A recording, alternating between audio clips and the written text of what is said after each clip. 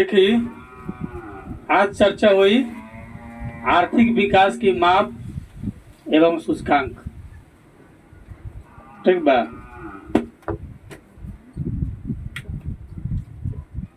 आज इकोनॉमिक्स के तहत आज के चर्चा बा आर्थिक विकास की माप एवं सूचकांक। इससे पहले हम लोग चर्चा कर चुके हैं आर्थिक विकास क्या है। आर्थिक विकास को दो तरह से हम लोग अनुमान लगाए, ठीक ना। एक मौद्रिक विकास देखे थे जो कल हम लोग चर्चा किए थे, नहीं, और एक आर्थिक विकास देखे थे। देखिए, अर्थव्यवस्था के विकास के लिए दो चीज़ बहुत मायने रखता है, एक आर्थिक विकास, दूसरा मौद्रिक। दोनों हम लोग चर्चा कर लिए। नहीं, पूर्व काल में लोग का जो आवश्यकताओं की पूर्ति जो होता था वह एक सामान दे करके दूसरे सामान से होता था, यानी कि लेन देन से, ठीक ना। किसी को दूध की ज़रूरत है तो चावल उसको दिया, उससे चावल वाला दूध वाला को चावल दिया, दूध वाला चावल वाला को दूध दिया, एक दूसरे को लेन देन, आदान प्रदान। उसके बाद धीरे धीरे लोगों का विवेक बढ़ा, लोगों की संख्या भी बढ़ी, आवश्यकता भी बढ़ी। जैसे जैसे जनसंख्या बढ़ेगा आवश्यकता लोग का बढ़ता चला जाएगा। नहीं, अब एक व्यक्ति को एक रोटी की जरूरत पड़ती है तो 5 व्यक्ति को जो है 5 रोटी की जरूरत पड़ेगी। अगर एक व्यक्ति 5 रोटी खाता है तो 5 को 25 की जरूरत होगी। तो जनसंख्या जैसे बढ़ेगा आवश्यकता उसी अनुसार से बढ़ता चला जाएगा निरंतर। तो आज हम लोग चर्चा करेंगे आर्थिक विकास की माप, अनुमान, यानी कैसे हम जाने कि कितना है, कम है, ज़्यादा है। हम लोग विकसित के अंतर्गत आते हैं कि विकासशील के अंतर्गत आते हैं, वो सारी चर्चा आज हम लोग करेंगे, ठीक ना। तो पहली है राष्ट्रीय आय। पहली चर्चा हम लोग को होगा राष्ट्रीय आय पर।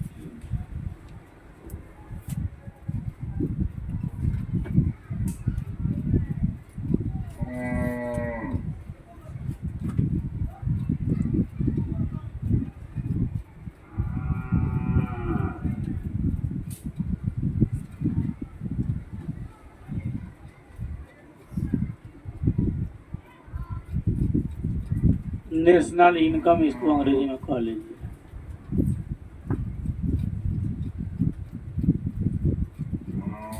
ठीक है।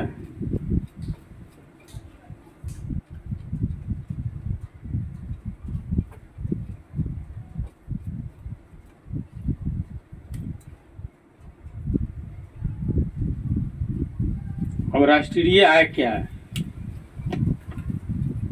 ठीक ना। तो राष्ट्रीय आय को आर्थिक विकास का एक प्रमुख सूचक माना जाता है, ठीक है। किसी देश में एक वर्ष की अवधि में उत्पादित सभी वस्तुओं एवं सेवाओं के मौद्रिक मूल्य के योग को हम राष्ट्रीय आय कहते हैं, ठीक ना। क्या कहते हैं? किसी देश में एक वर्ष की अवधि में, किसी देश के एक वर्ष की अवधि में उत्पादित सभी वस्तु एवं सेवा के मौद्रिक मूल्य के योग को हम राष्ट्रीय आय कहते हैं, ठीक ना।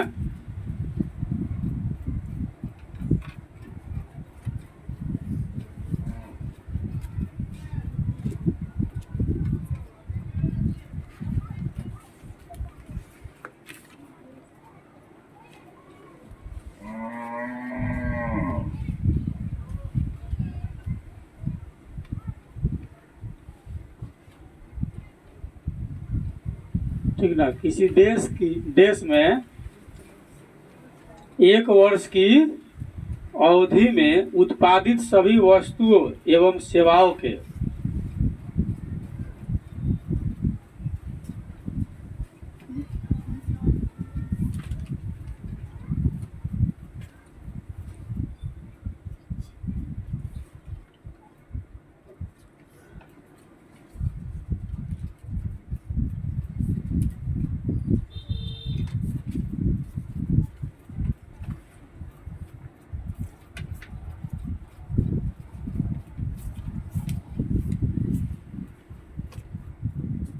ठीक है।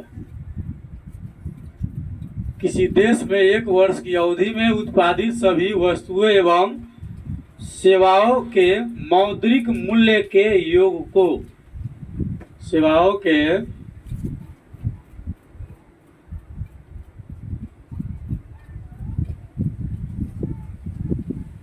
मौद्रिक मूल्य के योग को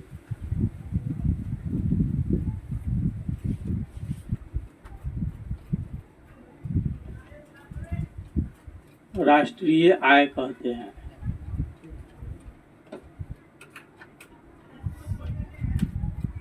ठीक है। समान तौर पर जिस देश का राष्ट्रीय आय अधिक होता है वह देश विकसित कहलाता है। जिसका राष्ट्रीय आय अधिक होता है, ज्यादा होता है, वह देश क्या होता है? विकसित कहलाता है। और जिसका राष्ट्रीय आय कम होता है वह विकासशील कहलाता है। ठीक है। यानी कि विकासशील या दूसरा नाम उसको हम अविकसित भी कर सकते हैं। ठीक ना। तो राष्ट्रीय आय क्या है? National income. किसी देश में एक वर्ष की अवधि में यानी एक साल में उत्पादित सभी वस्तु, एक साल में जितना भी वस्तुओं का उत्पादन हुआ, ठीक है, और सेवाओं के मौद्रिक मूल्य के योग को राष्ट्रीय आय कहते हैं। एक साल में जितना उत्पादित होगा उसका कीमत, ठीक ना, और जो भी सेवाएं होगी उसका कीमत, दोनों को मिला देंगे जो होगा वही राष्ट्रीय आय कहलाएगा। ठीक है। अगली चर्चा हम लोग प्रति व्यक्ति आय।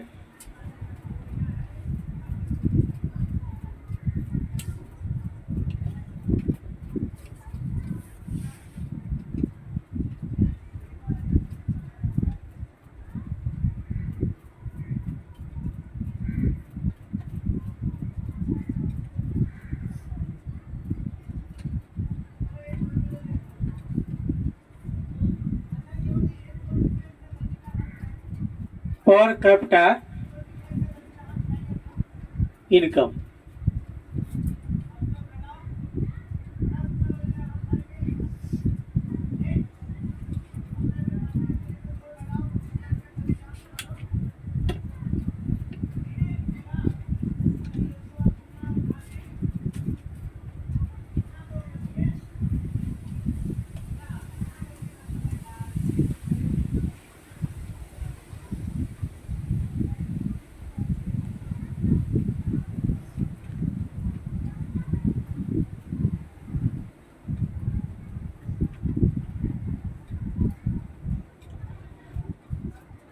इसका हो जाएगा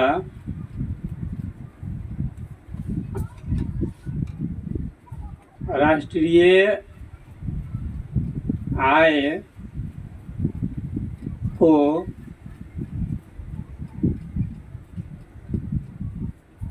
देश में रहने वाले कुल जनसंख्या, ठीक ना, क्या राष्ट्रीय आय को देश की कुल जनसंख्या जो है यानी कि देश में रहने वाले कुल जनसंख्या से भाग देने पर जो भागफल आता है, जनसंख्या से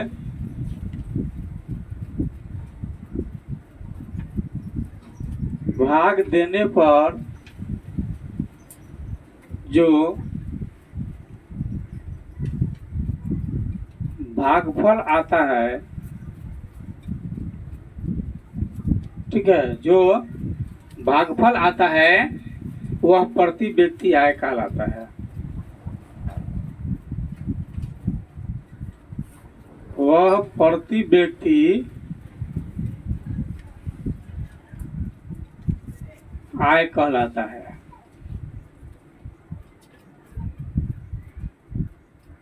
ठीक है।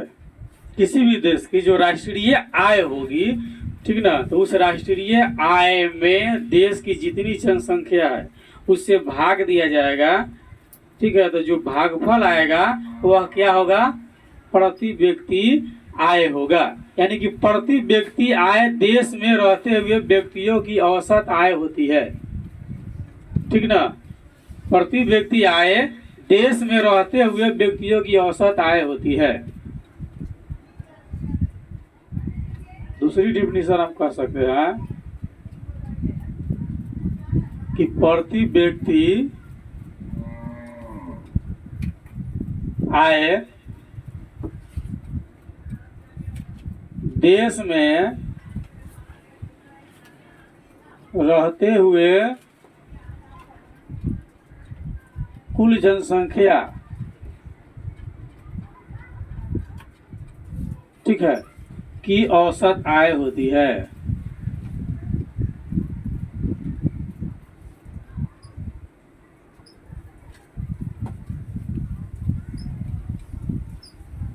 औसत आय होती है। दो तरह से हम इसका प्रति व्यक्ति आय का डिफिनेशन लिख सकते हैं कि प्रति व्यक्ति आय देश में रहते हुए कुल जनसंख्या की क्या होती है, औसत होती है। तो औसत का फॉर्मूला होता है मैथ में नहीं कि कुल जनसंख्या, कुल संख्या बटे संख्याओं की संख्या, कुल संख्याओं का योग और बटे संख्याओं की संख्या बराबर औसत होता है। तो देश राष्ट्रीय आय को देश में रहने वाले कुल जनसंख्या से भाग देने पर जो भागफल आता है ना, वह प्रति व्यक्ति आय कहलाता है, या प्रति व्यक्ति आय देश में रहते हुए कुल जनसंख्या की औसत आय होती है। ठीक है, फॉर्मूला हो जाएगा इसका प्रति व्यक्ति आय इक्वल टू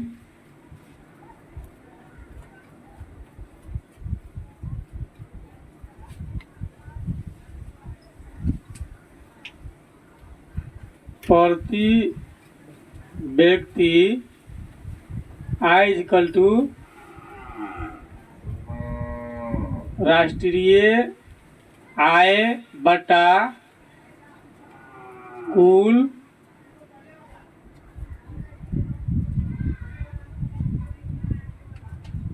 जनसंख्या। ठीक है,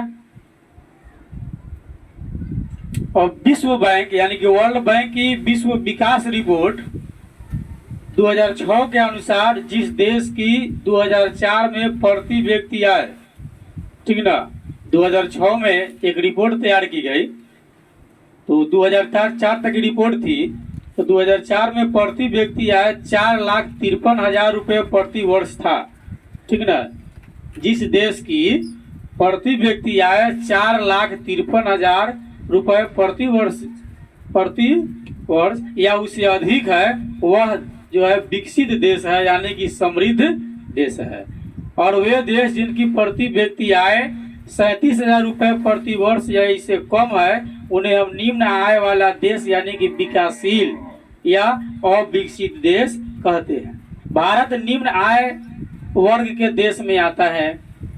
भारत क्या है, विकासशील है यानी कि अविकसित है, क्योंकि भारत की प्रति व्यक्ति आय 2004 में केवल 28,000 रुपये प्रति वर्ष थी।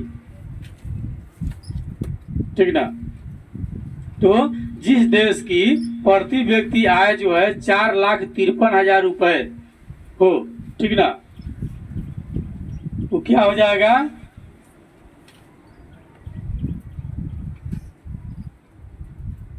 जिस देश की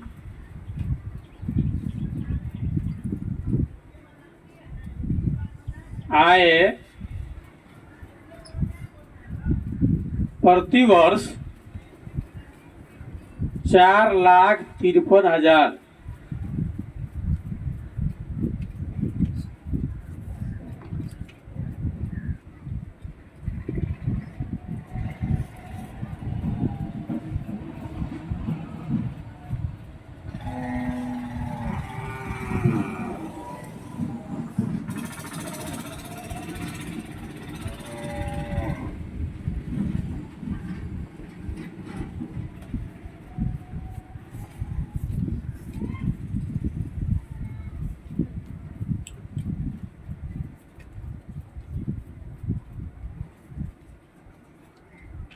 ठीक है, जिस देश की आय प्रति वर्ष 4,53,000 हो, वह विकसित देश के श्रेणी में आता है।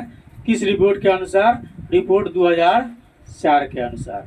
क्या ट्रबल है भाई, जाओ।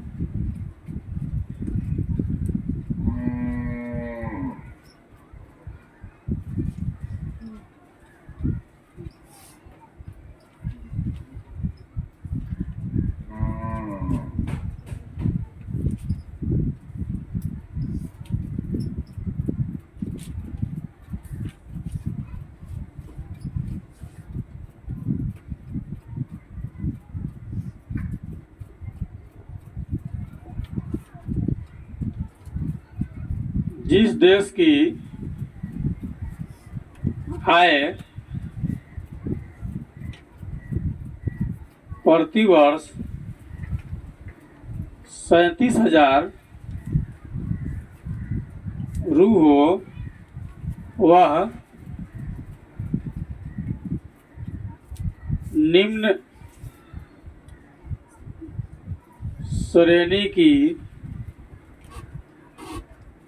आय वाला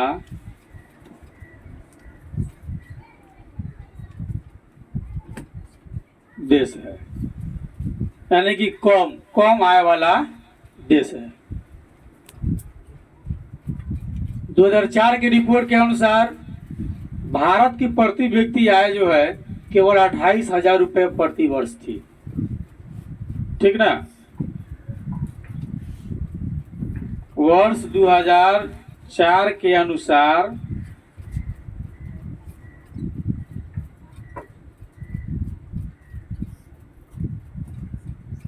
भारत का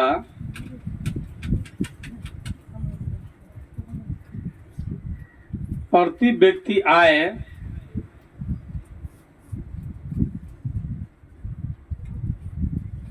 मात्र 28,000 रू था। यानी एक साल में एक व्यक्ति की आय जो है 28,000 रुपये औसतन निकाला गया था, जबकि विकसित देश की एक व्यक्ति की आय 4,53,000 रुपये है। भारत तो बहुत गरीब हो गया।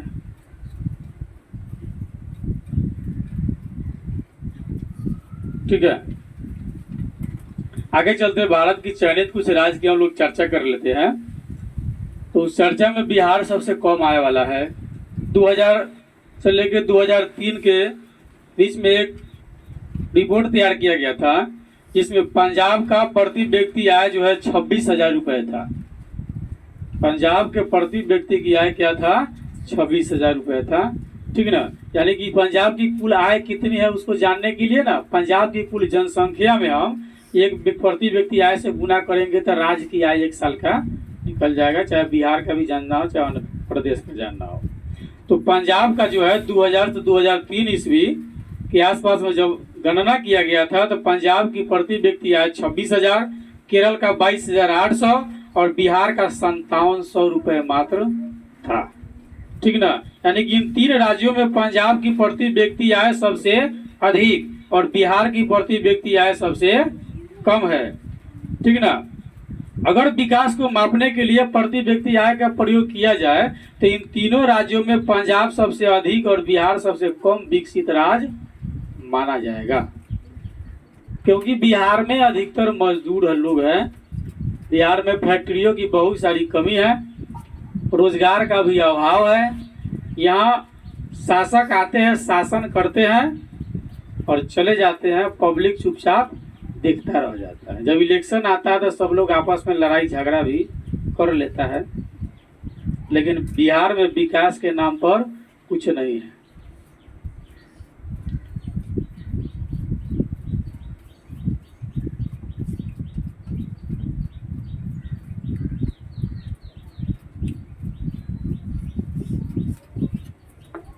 अगला चर्चा हम लोगों का माप विकास सूचकांक।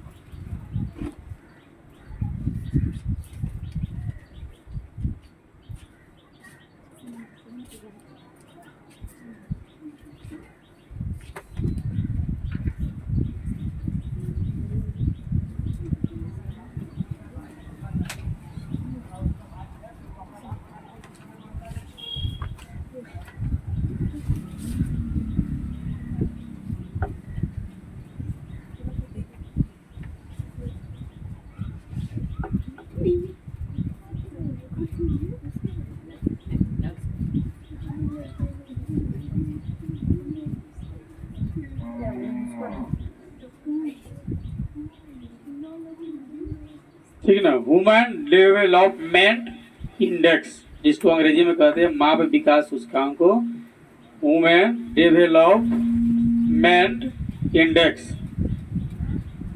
यह क्या है?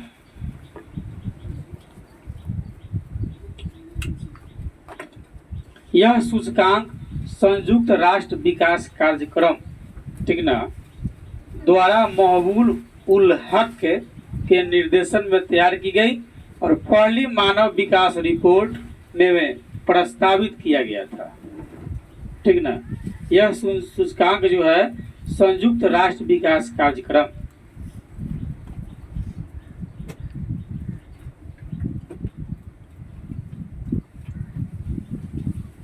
यह सूचकांक संयुक्त राष्ट्र कार्यक्रम, ठीक है,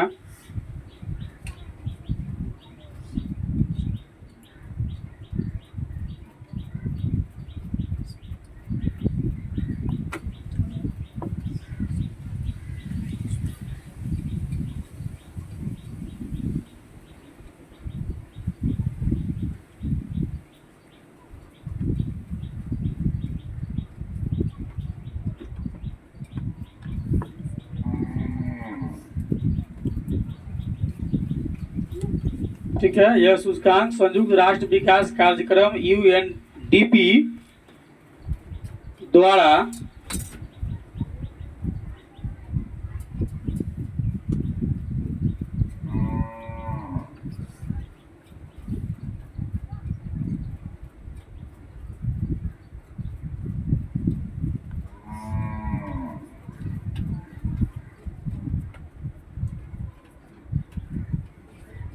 ठीक है महबूब उल हक के निर्देश में तैयार की गई।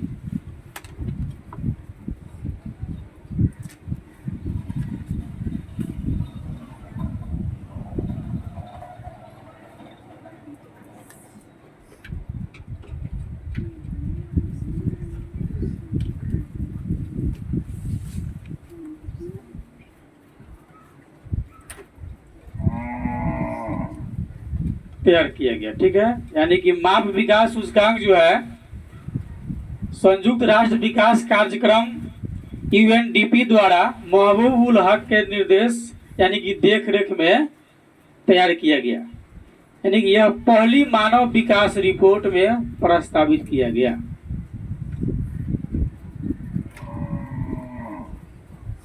यह पहली मानव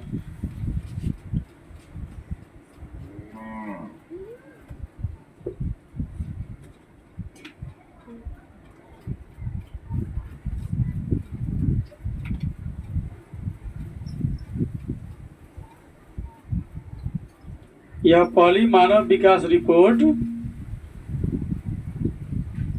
में प्रस्तावित किया गया।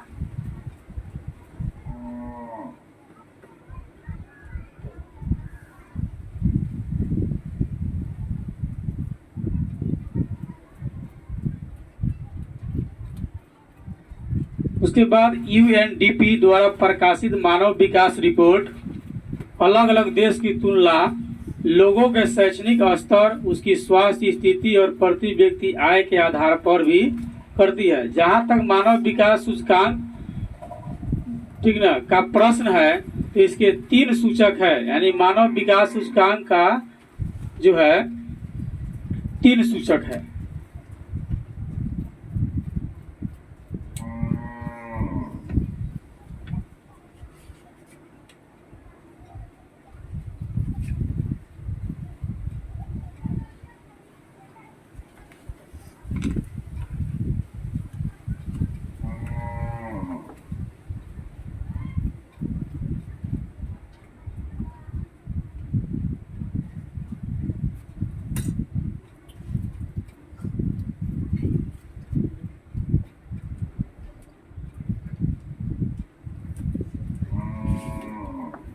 तीन सूचक है, ठीक है। पहला आपका जीवन आशा, पहला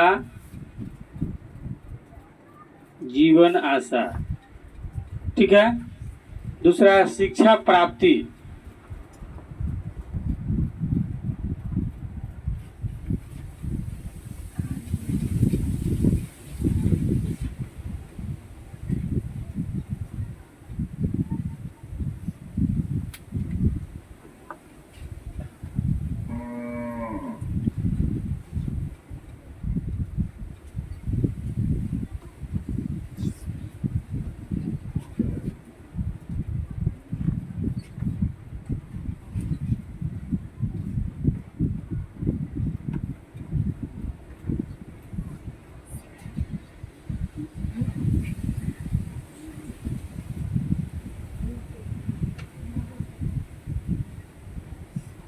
मानव विकास सूचकांक का 3 सूचक है, जीवन आशा, शिक्षा प्राप्ति और तीसरा जीवन स्तर होता है।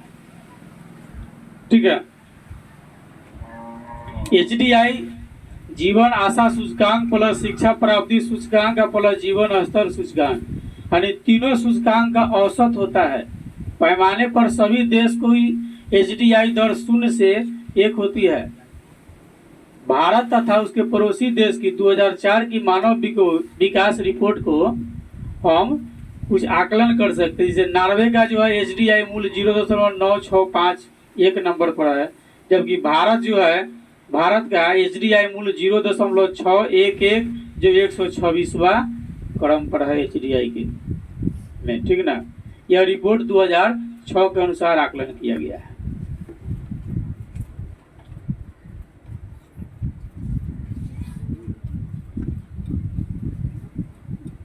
दो 2006 में 177 देश का HDI गणना किया गया था। इसमें भारत का HDI मूल्य जो है 0.611 यानी 0.611 तथा 126वां क्रम पर है। इसका मतलब है कि भारत में मानव विकास मध्यम स्तर का है। लिंग विकास की दर में भारत ने 2000 में 150वें क्रम से 2004 में 96वें क्रम पर आ गया था, यानी कि लिंग विकास बढ़ गया था।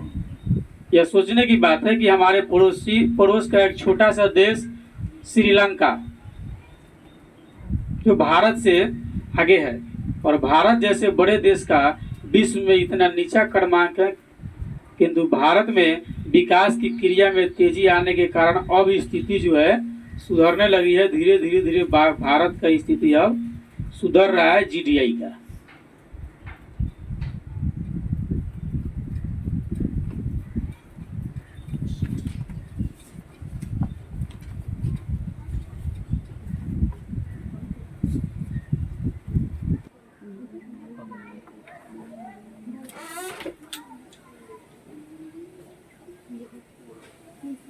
राष्ट्रीय मानव विकास रिपोर्ट पर हम लोग चर्चा करेंगे, नेशनल ह्यूमन डेवलपमेंट। ठीक ना। तो संयुक्त राष्ट्र विकास कार्यक्रम, जिसको शॉर्ट में कह लीजिए UNDP। ठीक ना। यू से हो गया आपको यूनियन, N से नेशनल, D से डेवलपमेंट, P से प्रोग्राम। ठीक ना। प्रोग्राम माने कार्यक्रम होता है। तो संयुक्त राष्ट्र विकास कार्यक्रम की मानव विकास के आधार पर भारत की पहली मानव विकास रिपोर्ट जो है अप्रैल 2002 में जारी की गई। मतलब आज़ादी के इतने दिनों के बाद। आज़ादी 47 में हुई नहीं, उसे उधर आप काउंट कर लीजिए कितना आ जाता है, लगभग 53-54-55 वर्ष के आसपास में अनुमानित हो जाता है। तो संयुक्त राष्ट्र विकास कार्यक्रम की जो है मानव विकास के आधार पर भारत की पहली मानव विकास रिपोर्ट अप्रैल 2002 में जारी किया गया। ठीक ना। और देश को आगे बढ़ने के लिए ये बहुत जरूरी है, इसके बगैर आगे नहीं बढ़ेगा। कैसे फंडिंग होगी, कौन कितना गरीब है, कौन कितना अमीर है, किसको क्या चाहिए, जरूरत की वस्तु किसको चाहिए। तो मानव विकास रिपोर्ट अप्रैल 2002 में जारी की गई। उसमें योजना आयोग द्वारा तैयार की गई रिपोर्ट को भारत के तत्कालीन प्रधानमंत्री अटल बिहारी वाजपेयी ने 23 अप्रैल 2002 को नई दिल्ली से जारी किया। योजना आयोग का अध्यक्ष जो है प्रधानमंत्री होता है हमेशा, और में भी हम लोग चर्चा किए हैं कि योजना आयोग की अध्यक्ष कौन होता है। तो जो उस समय प्रधानमंत्री होता है वह योजना आयोग का अध्यक्ष होता है। तो उस समय योजना आयोग के अध्यक्ष अटल बिहारी वाजपेयी जी थे। ठीक ना। तो 23 अप्रैल 2002 को नई दिल्ली से उन्होंने जारी किया। इस रिपोर्ट को भारतीय लोकतंत्र के लिए आवश्यक दस्तावेज बताते हुए योजना आयोग के तत्कालीन अध्यक्ष के जो है KC पंत ने कहा था। ठीक ना। कौन था? KC पंत ने कहा था इसके बारे में कि राज्यों के लिए योजना आकार तय करते समय, जब राज्य की हम योजनाओं का आकार तय करते हैं ना, किस राज्य की कितनी है, ठीक ना, तो राज्यों की योजना आकार तय करते समय इसे आधार बनाया जा सकता है। इसके आधार पर राज्य की योजना तय करके राज्य के विकास के जो है कार्य किया जा सकता है। फंडिंग होगा तो मुख्यमंत्री इत्यादि लोग कार्य करेंगे। पहली मानव विकास रिपोर्ट में जो है लगभग 1981, 1991 और 2001 के लिए राज्यों तथा संघीय क्षेत्र के HDI यानी कि माप विकास सूचकांक, ठीक ना, ह्यूमन डेवलपमेंट इंडेक्स मूल्यों का अनुपात लगाया गया था। तो इस रिपोर्ट में विकास की दर जो है अलग अलग थी, किसी का कम था, किसी का ज़्यादा था, कोनो बहुत आगे चला गया था, कोनो बहुत पीछे रह गया था। तो स्वाभाविक है जिसकी शिक्षा की स्थिति ठीक होगी, जिस स्टेट की शिक्षा की दरें जो है अच्छी होगी वह आगे रहेगा, और जो शिक्षा के क्षेत्र में पीछे है वह पीछे रहेगा। क्योंकि विकास करने के लिए शिक्षा बहुत बड़ी पूंजी होती है, जो हम लोग पिछले दिन चर्चा किए थे कि वर्तमान समाज में शिक्षा के बगैर जो है व्यक्ति समझिए मृत है, लाश है जी। जिस तरह लाश में यदि प्राण नहीं है, किसी भी जीव में अगर प्राण नहीं है तो उसका कोई इम्पोर्टेंट रहेगा। मर जाइएगा तो लाश कहिएगा, सौ कहलाइएगा, नहीं जिंदा है तो आपकी बहुत सारी कीमत होगी। मरने के बाद में कोई आपको फ्रीओ में नहीं लेकर के जाएगा, ठीक ना। तो वर्तमान समाज अब भी जो है चर्चा अगर किया जाता है वर्तमान समय में समाज की स्थिति को देख करके, तो ये कहा गया कि शिक्षा सबसे बड़ी पूंजी है। शिक्षा के बगैर जो है मानव मृत लाश के बराबर। जिस तरह शरीर में आत्मा नहीं है तो उसका कोई इम्पोर्टेंट नहीं होता है, ठीक उसी तरह समाज के वे सभी व्यक्ति जो शिक्षित नहीं है, पढ़े लिखे नहीं है, वह मृत लाश के समान है। क्योंकि शिक्षा बहुत आवश्यक है। जो समझदार अभिभावक है बच्चों को आगे तक ले जाते हैं, ठीक ना। शिक्षा की वृद्धि के लिए 3 चीज अहम होती है, अभिभावक, बच्चे और शिक्षक। तीनों अगर ठीक ठाक है तो शिक्षा का स्थिति बहुत बढ़िया हो जाएगा, ठीक ना। इसको आप मान लीजिए तो तिपहिया वाहन, 3 चक्का वाला वाहन मान लीजिए, 3 चक्के वाले वाहन का एक भी चक्का अगर पंचर हो जाए, निकाल दिया जाए तो वाहन नहीं चलेगा। ठीक उसी तरह है शिक्षा की, अगर हमको तेजी से वृद्धि करना होगा तो तीनों को ठीक ठाक होना चाहिए, अभिभावक, बच्चे और शिक्षक। सभी का तालमेल होगा तो समाज बहुत आगे तक जा सकता है, नहीं होगा तो नहीं जा सकता है। तो विकास की सूचकांक किसकी आगे होगी? जिसकी शिक्षा बढ़िया होगा। समाज में भी देख लीजिए, वही व्यक्ति सबसे आगे है जो एजुकेशन में आगे। जो एजुकेशन में पीछे है उसका कोई वैल्यू नहीं है। विदाउट एजुकेटेड लोग जो है मृत लाश के समान है। जिस तरह शरीर से आत्मा निकल गया तो शरीर का कोई वैल्यू नहीं, उसी तरह समाज में जो व्यक्ति एजुकेटेड नहीं है, पढ़े लिखे नहीं है, उसका कोई वैल्यू नहीं है, वो मरी हुई लाश के बराबर है। क्योंकि उसको किसी चीज़ कोई बात समझ में आएगा नहीं। उसको किताब की बातें, देश की बातें, राष्ट्र की बातें अगर कहोगे तो उसको कुछ समझ में आएगा नहीं, ठीक ना। क्योंकि देहाती कहावत है, काला अक्षर भैंस बराबर। तो HDI की यानी कि माप विकास सूचकांक मूल्यों का अनुमान जब लगाया गया था तो इस रिपोर्ट में विकास की दर बहुत अलग अलग थी और केरल का रैंक सबसे ऊपर था, क्योंकि केरल एजुकेशन में सबसे आगे था और वर्तमान में भी सबसे आगे है केरल, ठीक है। जबकि बिहार, मध्य प्रदेश, आसाम, राजस्थान, उत्तर प्रदेश का रैंक सबसे नीचे था। ये सभी बीमारू राज्य है। बीमारू राज्य कौन है? बिहार, मध्य प्रदेश, आसाम, राजस्थान, उत्तर प्रदेश। बीमारू राज्य कौन है? बिहार, मध्य प्रदेश, आसाम, राजस्थान, उत्तर प्रदेश। ये सब क्या है? बीमारू है। बीमारू का फुल फॉर्म समझ लीजिए, बीमारू राज्य कौन कौन है, ठीक ना। बीमारू राज्य कौन कौन? बिहार, बीमारू से नाम आ जाएगा, बीमारू ना। BI से बिहार, IM से मध्य प्रदेश, A से आसाम, R से राजस्थान, U से उत्तर प्रदेश। ये बीमारू राज्य यानी कि कमजोर राज्य के अंतर्गत आते थे जब ये आपका HDI का जो है अनुमान लगाया गया, यानी ह्यूमन डेवलपमेंट इंडेक्स, हिंदी में कह लीजिए माप विकास सूचकांक। सबसे आगे कौन था? केरल। क्यों? क्योंकि उसकी एजुकेशन की दर बहुत अच्छी थी, वहाँ के लोग पढ़े लिखे अच्छे थे, इसलिए आगे था। और बीमारू राज पीछे थे। क्यों? क्योंकि यहाँ का एजुकेशन जो है पीछे था। जो पढ़ेगा वह बढ़ेगा, जो पढ़ेगा वह बढ़ेगा, और जो न पढ़ेगा वो घास गढ़ेगा। नहीं, सरकार कहती है सब पढ़े सब बढ़े, सबका साथ सबका विकास।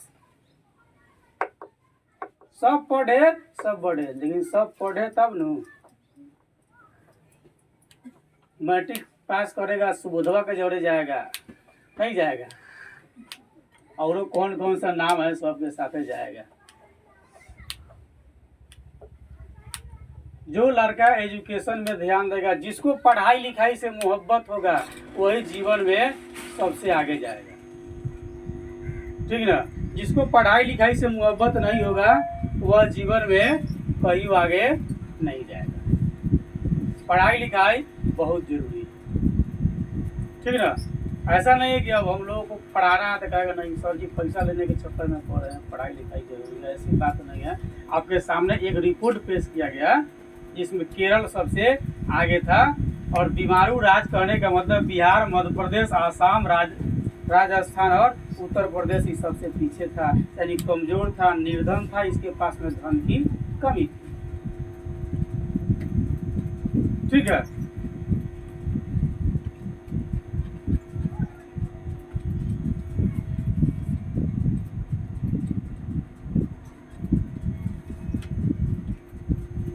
अब आगे चलते हैं हम लोग। मानव निर्धनता सूचकांक यानी ह्यूमन पॉवर्टी इंडेक्स, शॉर्ट में HPI कह लीजिए, निर्धनता के परंपरागत निर्धनता अनुपात यानी कि निर्धनता अनुपात को कह लीजिए पॉवर्टी रेडियो से काफी मिलता जुलता है। और राष्ट्रीय मानव विकास रिपोर्ट के अनुसार हिमाचल प्रदेश, तमिलनाडु, महाराष्ट्र, जम्मू कश्मीर में HPI में कमी आ गई।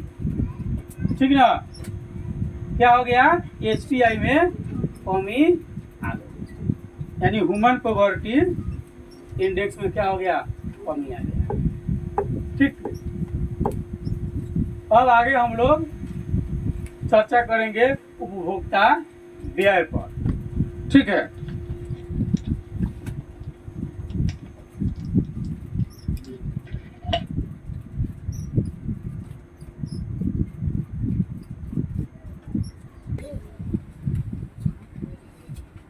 उपभोक्ता व्यय पर हम लोग चर्चा कर लेंगे। ठीक ना? ठीक है।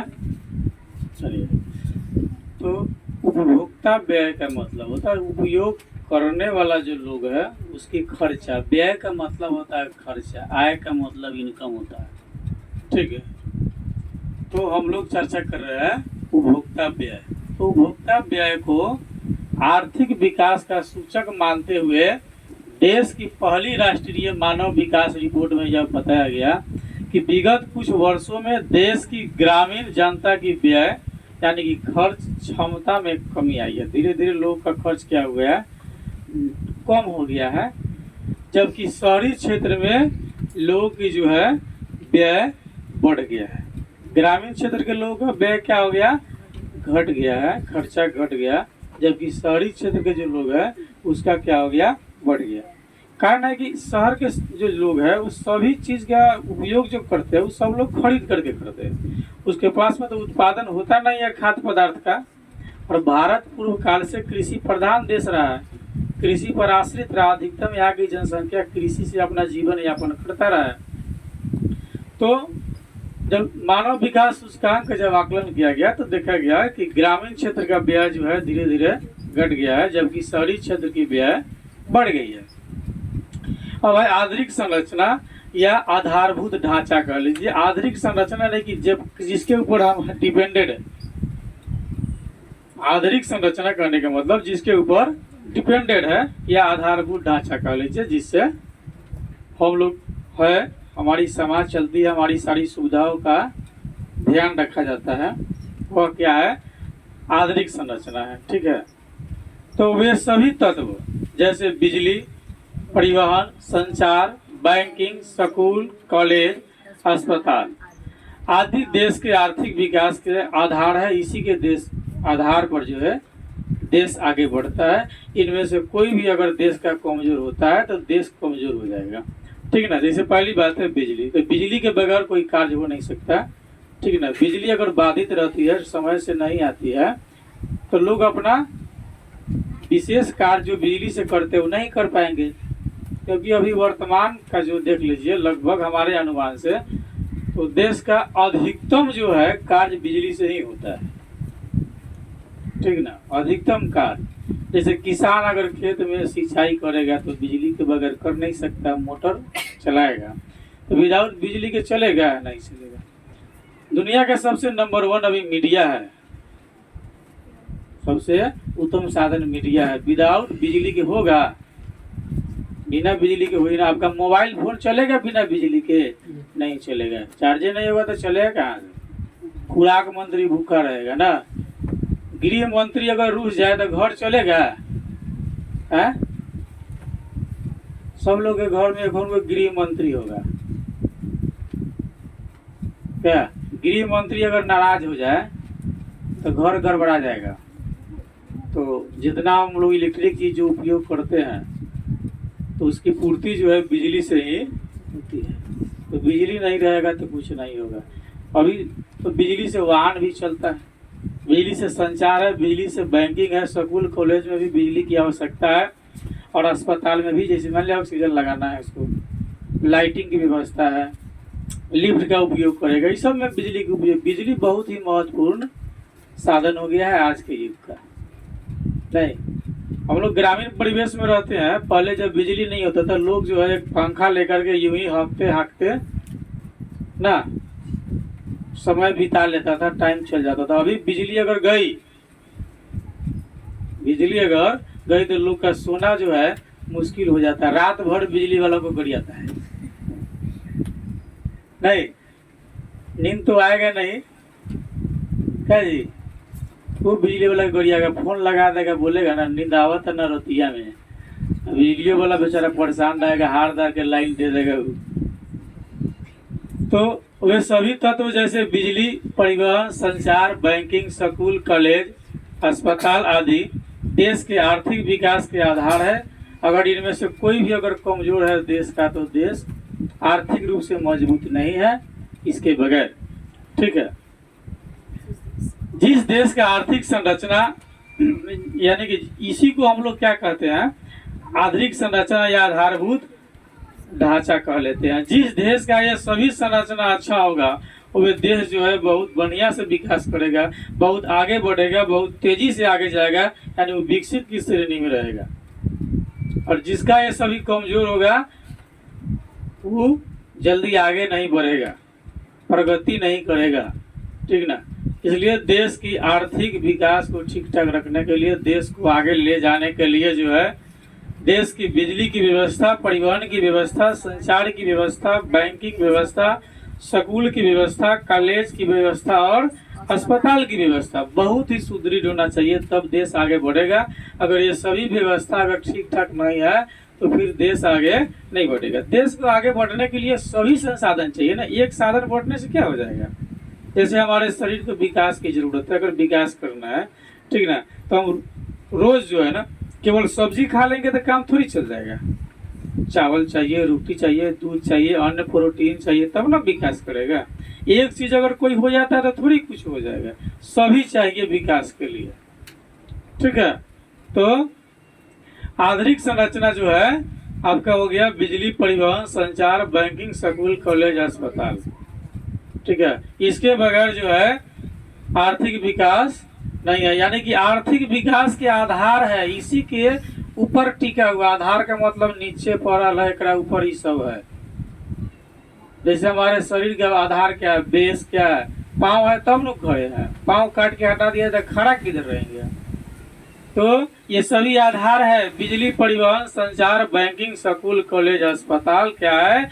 आर्थिक विकास के आधार है। अब सब्जेक्टिव में क्वेश्चन पूछ देगा ना कि आर्थिक विकास के आधार है, ऑप्शन दे देगा ना, परिवहन, संचार, बैंकिंग, इनमें से सभी। या लिख देगा ना कि विकास, आर्थिक विकास के आधार है संचार, बैंकिंग, ठीक ना। उसके बाद में लिख देगा डॉक्टर और मानव, लास्ट में लिख देगा उपर्युक्त दोनों इनमें से कोई नहीं। तो फिर आपको कन्फर्म बनाना चाहिए ना कि क्या हो सकता है। तो बिजली, परिवहन, संचार, बैंकिंग, स्कूल, कॉलेज, अस्पताल ये क्या है, आर्थिक विकास के आधार है। इसके बगैर आर्थिक विकास नहीं हो सकता। जहाँ का ये सभी संरचना अच्छा खासा होगा वह क्या होगा, बढ़िया विकास करेगा। जिसका अच्छा नहीं होगा वह क्या रह जाएगा, पीछे रह जाएगा, बैक मारेगा, देखता रह जाएगा नहीं। और इस सब के लिए एजुकेशन चाहिए। विदाउट एजुकेशन के कुछ नहीं होने वाला है। जिस प्रांत का एजुकेशन बेटर होगा वह बहुत आगे जाएगा, जिस प्रांत का एजुकेशन डाउन होगा वह बहुत पीछे रह जाएगा। नहीं रहेगा, नहीं रहेगा, परफेक्ट पीछे रह जाएगा।